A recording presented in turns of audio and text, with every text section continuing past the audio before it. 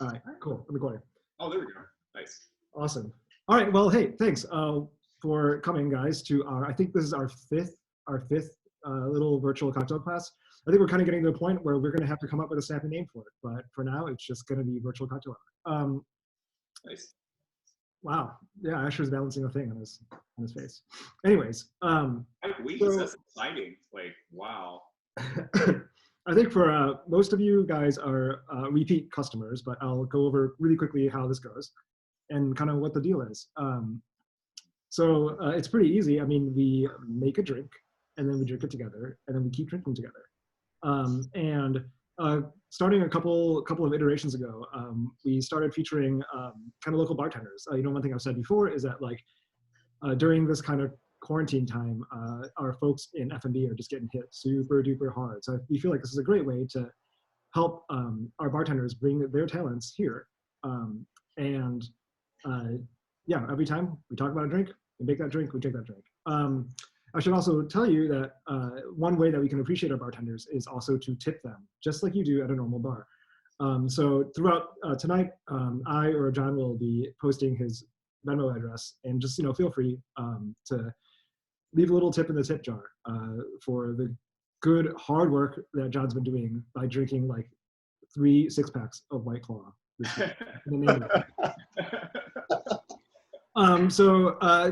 Yeah, so John, why don't you start off by telling folks a little bit about yourself, and then talking about the cocktail, and then demo making the cocktail, and we'll follow along. And then also free license to be as punny as possible with all the claw puns you can possibly think of, because no one is above the claw. Not even the law. Anything is possible. Anything is. It's gonna be all claws and effects here tonight. Yeah, we don't want to get too claustrophobic. Yeah, claustrophobic. That's really good. So I am a who's from Chicago here? Like who's here's in Chicago right now? Nice. And everybody else, like, where are you guys from? Are you guys from New York? Yeah, New York. New York. Nice. Welcome. I drove on Wednesday for 12 hours. That was fun. I'm from New York to here, so hello. That's a pretty fast. Osceola, Indiana. Oh wow! I love driving. Was it I-90 with all the windmills? That's a lot of fun. I forget what interstate that is, but I went to school in Indiana. But yeah, so I have been in industry for about a little bit over 2 years now. I started off at a gym with no experience that had a restaurant up top, and I didn't know what went into margarita, so it's kind of been a journey from there. But I'm a bartender based in Chicago. I bartend at 2 fast casual Italian restaurants in the Lakeview neighborhood of Chicago, which is close to the lake, and then in the Logan Square neighborhood. Think like Chicago's Brooklyn, basically, over out west. I work at Lakeview's, in Lakeview I work at Ceres Table. They just got the Michelin Guide Gourmand, which is kind of like Michelin's. It's super cool. Like it's like they're budget friendly, fast casual, like Michelin quality, but accessible in a way that won't break the bank. And then also bartend at Saba Italian over in Logan Square, and they're part of a restaurant group. It's over by Longman and Eagle, if you guys are familiar with that. Or if you live in Chicago, it's behind that McDonald's. But yeah, so in quarantine, like everybody else, I've definitely been drinking. I don't know who else has been drinking. And I've been coming up with just, classic recipes, like things that, creativity comes from necessity or scarcity. And so I just have kind of been going down the line of like old fashioned, daiquiri, sours, smashes, and just taking the normal recipe and then subbing something out. Probably my favorite drink lately has been the Americano, just because it's a lower ABV, it's very drinkable, it's simple. It's bitter, but not too bitter. The vermouth kind of rounds out the bitterness of the Campari. And I'm a sucker for sparkling beverages. Like I'm 90% LaCroix basically, or whatever sparkling shit I can get my hands on. But Yeah, so as one does, I was really drunk one night, and I thought, wow, what about an Americano, which is Campari, vermouth, and sparkling water. And I was like, what about that, but White Claw? And then I also thought of the pun Americlawno, which is just a lot, but I tried it, and it's pretty refreshing. It's like a really nice, it's very citrus forward, it's bitter, it's sweet, and it's just super drinkable. After I made the first one, I tried it with watermelon, I tried it with black cherry, tangerine. I think I had like 5 or 6 that night, and I tried like all the White Claw flavors. And I think my favorite still would be the lemon. An Americano is traditionally garnished with either a lemon swath or a lemon wheel. And so, yeah, it's a pretty simple bill. I've seen different variations. The bar that I work at, we have kind of a French spin on it, which is instead of Campari, we use Aperol, but we use fewer spirits and then more water. But this one is just pretty simple. I did a 1-1 bill, so 1 ounce of Campari, 1 ounce vermouth, and I put it in a mixing glass, stir for about 30 seconds just until it's cold, and then I just top it off with White Claw, give it a quick stir, and then garnish it. Yeah, everybody here has made an old fashioned at some point, right? We've all made old fashions. Yeah, that was actually our first cocktail class was on old fashions.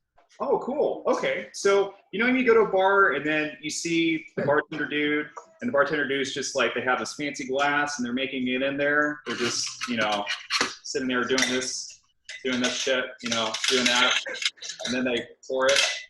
You don't have to do that. In old fashioned, when it was traditionally made, which is one of the first cocktails, yeah, people actually take it in the glass directly, just drop the ice, and then just build it directly in the glass like so. So you do it a couple ways. Does everybody have a mixing glass or something close to that, or do we just have like glassware? Doesn't really matter. There we go. All right. I can see my vision sucks, but all right, cool. Yeah, so this drink is very simple. It's no rocket science. But so to start, I'm going to put some ice in my glass. I'm going to chill down the glass a little bit.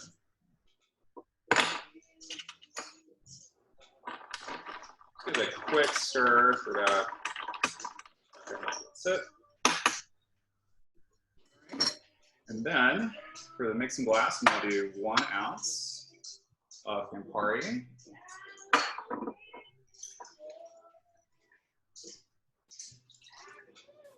Please be sure to spill as much as possible. That is one of the trademark qualities of a bartender. Like, if you're not spilling, then what are you really even doing? 1 ounce of sweet vermouth. I'm using Dolan Rouge. I like it because it's not too bitter, not too strong. It's like very balanced, and for the price point, it's a solid vermouth. You can really use anything, Martini and Rossi, whatever's on hand. So we got 1 ounce of that. Right. I'm gonna do some ice in here.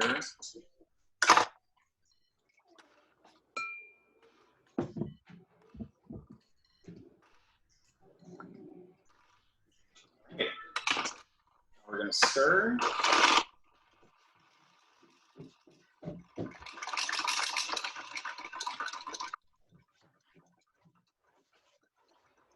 That was 1 ounce of vermouth and 1 ounce of Campari, right? What's that? 1 ounce of vermouth and 1 ounce of Campari? Yes, equal parts. Yeah.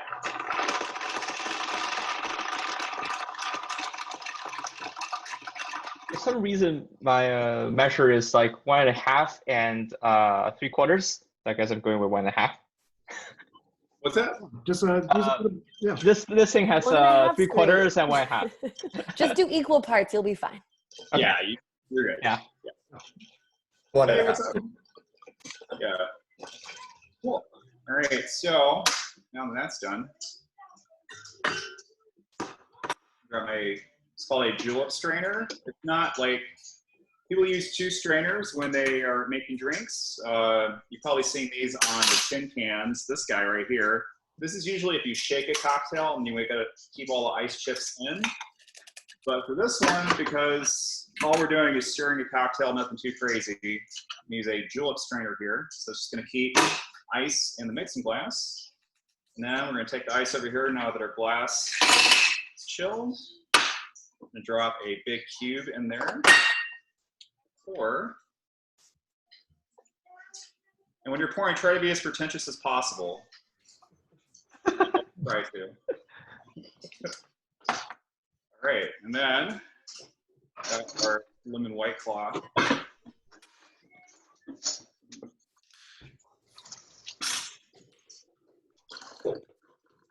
Just as God. You have this. Bonus points if you get White Claw on your laptop, like I just did. So is this the part, if we don't have White Claw, we just use seltzer water, sparkling water, and a little bit of vodka? Yeah. And some lemon juice? I would start with the seltzer water and then do the vodka to taste. I would like if you are gonna, I would recommend leaving the vodka out because I did that as a test run. But do you have like a teaspoon or a small spoon? Have this? Yeah, we can get a teaspoon. Yeah, just do like a teaspoon of vodka if you have to. I would recommend leaving it out, but Okay. it's totally If you've got a Pilsner, that will also be delicious. Pilsner. Ooh, Pilsner beer. that sounds fascinating. I'm down with that. Roughly how much White Claw are you adding? This was a eyeball, but if you want to measure it out, you can do 2 ounces. Eyeball it. Eyeball it. And what about the club soda? Do we not use that? Yeah, sorry, I should have said highball, or sorry, club soda or White Claw. Oh, okay. Traditionally, Americano would be made with club soda. Got it. But well, we're just kicking it up a little notch, like Emma would say.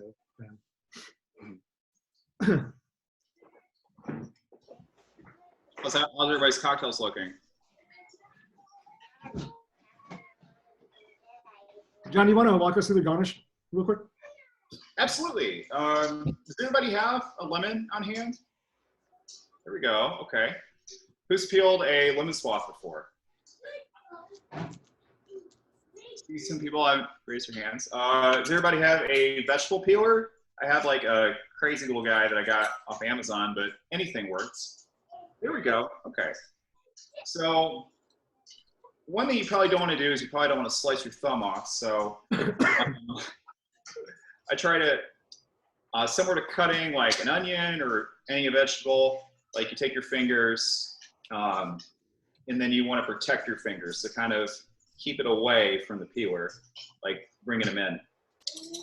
So you stir at the top, and once you stir at the top, you push down, but really you're using the fruit. You're not pushing with your peeler into the citrus itself. You are pushing the fruit against the blade. And by pushing the fruit against the blade, you're using that momentum to protect your hands, and then also to get the least amount of this stuff as possible. This is called pith, and this can make your drink very bitter if you have too much of it. You want to kind of keep it, you want to keep those fibers out.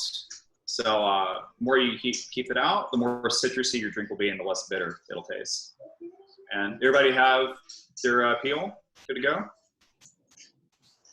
Okay. Everybody's good? Going once, going twice. All right, so what I like to do is I like to, it's called expressing the oils. Probably seen bartenders do the on top of a drink. I like to take the peel with 2 hands like that, take over the drink, and then just give it a slight pinch. And if you look closely, you can see little particles, the citrus oils, going over your drink. Some people like to do this, put a little bit of citrus on the rim, and presto. So that is me really over explaining a Americano. You put the peel in the drink? Cheers, guys. Cheers, guys. Yeah. Here we go. Nice glass. That's cool.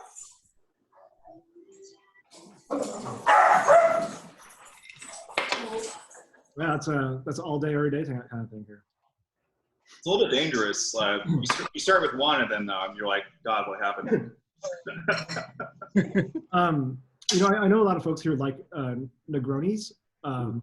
Yes. A lot of folks also like, the Americano is like a whole family of things. So I'm wondering if any one of our hospitality folks would like to talk about kind of link between the Americano and Negroni. Or I can talk a little bit about the history. Yeah, absolutely. I'm all yours. Or you me to talk about the difference between Americano and Negroni, or are we doing a free for all? Sure, let's go. So an Americano and Negroni are very similar. Negroni is, Campari, vermouth, and then gin. Whereas an Americano is substituting the gin for soda. The classic build for Negroni is equal parts, 1-1-1. I prefer what's known as the French build, which is 1.5 base spirit of gin to 3/4 ounce of vermouth and 3/4 ounce of Campari. I find that a little bit more spirit forward, and then add bitters to it, or expressed citrus. I think it brings out the flavor of whatever gin you're using. So an Americano is basically, I don't know if anybody's ever had an Aperol Spritz or like an aperitivo, like kind of a pre-dinner beverage to whet your appetite, get you going. I like to think of this as kind of a sparkling version of a Negroni, basically. Yeah. So if you don't mind if I jump in, I can talk to you about some history. How about it? Yay! Do it. I want to learn. So hi everybody, I'm Cameron. I'm sorry I joined late. Doug is one of a dear friend of mine, but also one of my regulars from way back in the way back. So the Americano is actually the immediate predecessor to the Negroni. So if you're kind of looking at the family tree of the Negroni sits earlier in time than cocktails like the Boulevardier, but it sits later than the Americano and later than the Milano Torino. So Campari, which is one of the key characteristic ingredients in an Americano and a Negroni, was made by this man, Gaspare Campari, in Milan. He had this cafe where he was serving cocktails called Mitos or Milano Torinos. You have Campari from Milan and sweet vermouth from Torino. Then the American GIs during the First World War were ordering them and asking to have them stretched out with mineral water or sparkling water, because as the American GIs found with most things in Italy, they were too full flavored. And so that became known as an Americano, which is why coffee or espresso with water is actually a cafe Americano, because that naming convention actually followed from the cocktail. Because espresso too was too full flavored for the handsy American soldiers. So the Americano became a really common aperitivo cocktail, like JT said, something that you would drink before dinner with a little bit of bitterness to kind of get your salivary glands going, kind of ramp up your appetite, settle your stomach a little bit, to throw a bunch of red sauce on it.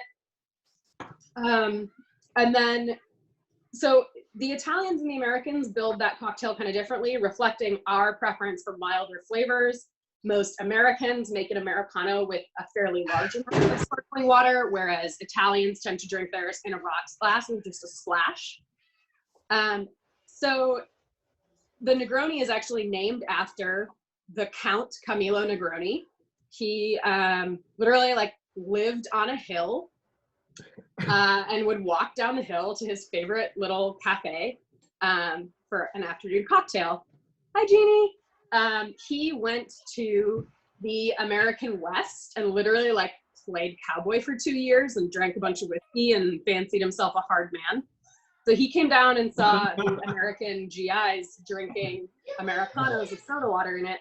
And he was like, well, screw soda water, stretch mine out with gin. And that cocktail was named after him and has been consumed ever since. But that balance, like a Negroni really is a study in balance, right? You have the herbaceousness of the gin, the sweetness of the vermouth, the bitterness of the Campari, and all of those flavors together, while very strong individually, don't overwhelm each other in a cocktail when you combine them in equal proportions and add just the right amount of dilution. So super young. That's awesome. So just to recap, so the Americano was original Negroni, and then yes, the Americano sits between the Milano Torino and the Negroni. So you have Milano Torino or Mito, Americano, Negroni. Yeah. And I'm sure a lot of bartenders can, a lot of our industry professionals here can talk about this a little bit, but like Campari itself is like pretty interesting. I mean, like, it's, you know, like if you go to Italy, you can buy like Campari sodas, like just pre-mixed in little bottles, right? And they're like delicious and bitter and super duper red. And that's actually one of the first pre-mixed sold like drinks that were sold bottled like in the world. I think it was 1930s, 1932. I think is when they first started bottling that. It's a pretty interesting thing. And like, you know, Negroni is like, there's a whole family of stuff. I mean, like, you know, you sub out the gin for bourbon, you have like Wolgar Yates. You know, it's a really interesting and like fun kind of family of cocktails to play with. Let's see, another fun fact about Campari. I don't actually think they do this anymore, but it used to be that the bright red color came from shells of beetles. From the bottom.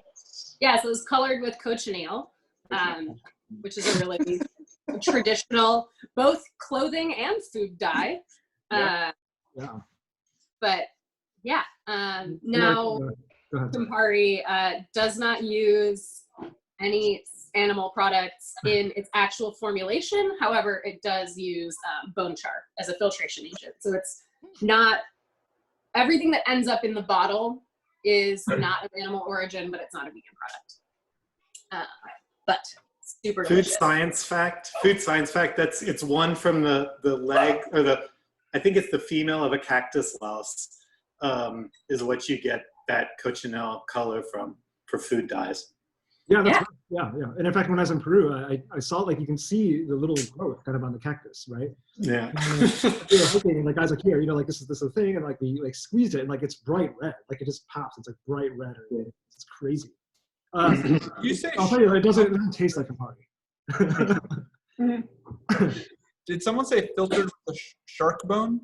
Yeah, I was going to ask. Oh, bone char, CHAR. Got it. Okay. Not shark bone, but that would be even cooler. Yeah. more rad. Elizabeth, what way did a drink, or are we gonna raise your cabinet here? Oh, I found my vermouth. Oh, so you're good. All right, awesome. Yeah, I poured in too much White Claw though. I missed the like 2 ounce, and I just filled up my glass to the top with White Claw.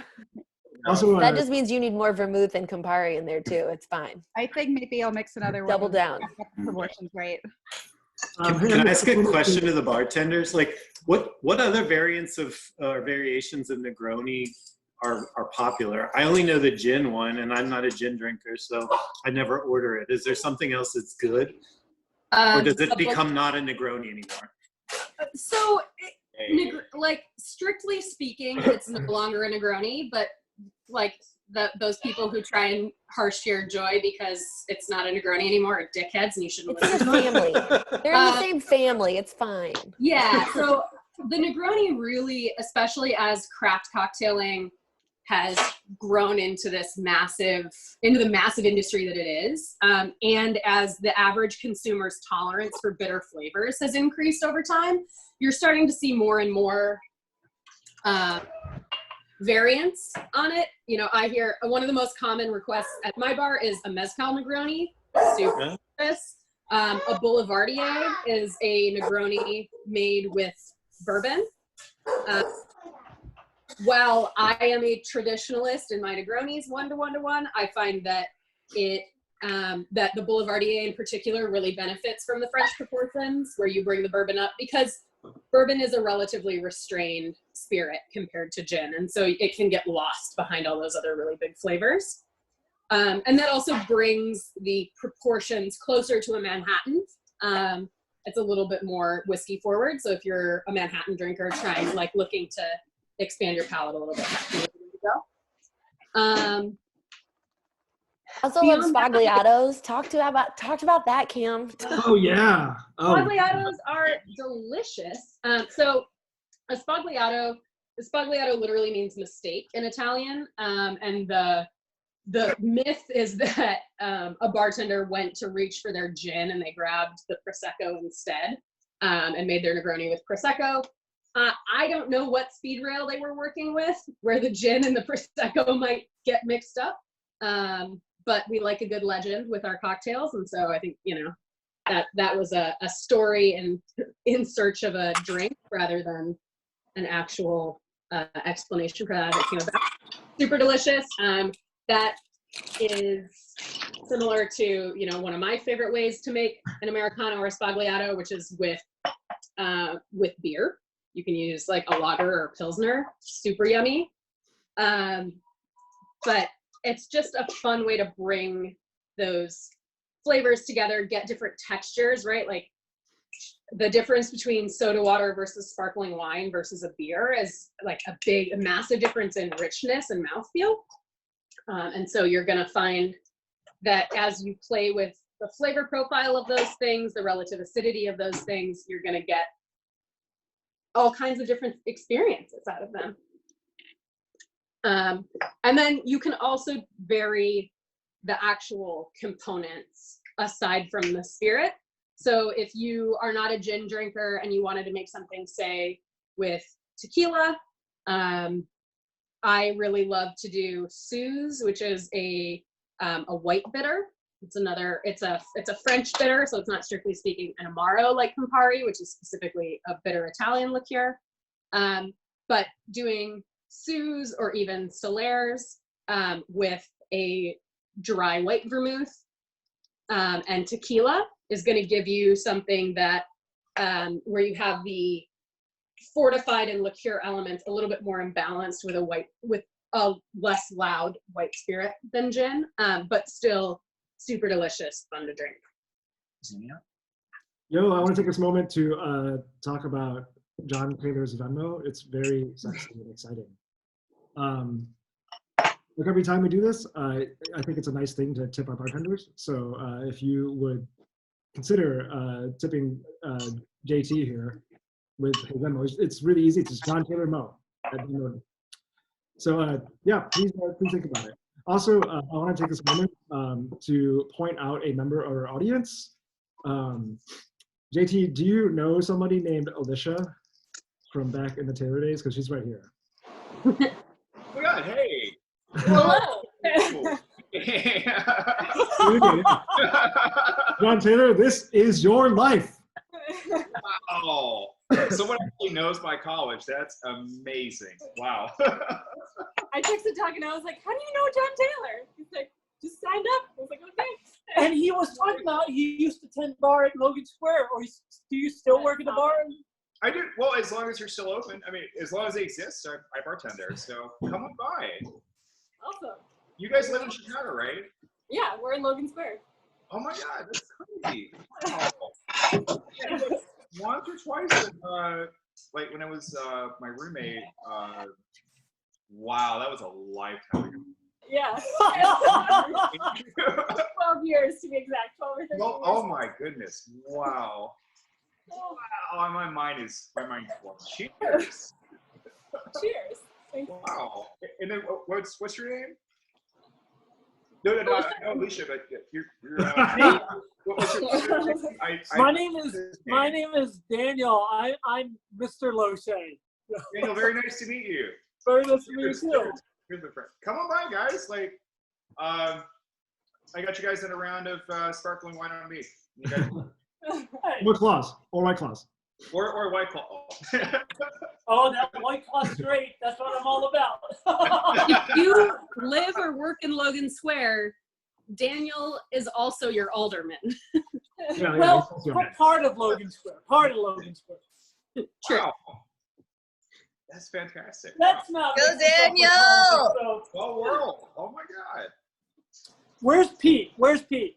Pete, I need you to know I really love how the beard is coming in. I was skeptical at first, but I'm loving it. He's coming. I mean, It's no different. It's more worthy of skepticism from certain angles than others, but the front-on view is pretty good.